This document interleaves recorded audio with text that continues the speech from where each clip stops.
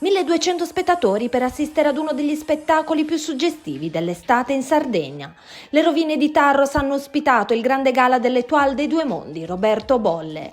Ad esibirsi accanto a lui nel gala Roberto Bolle and Friends le principali icone della danza mondiale.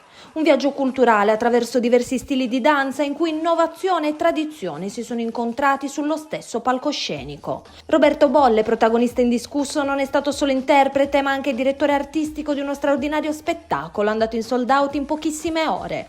Ad aprire il gala l'esibizione dell'Étoile, accompagnato dalle note ancestrali composte dall'artista Gavino Murgia.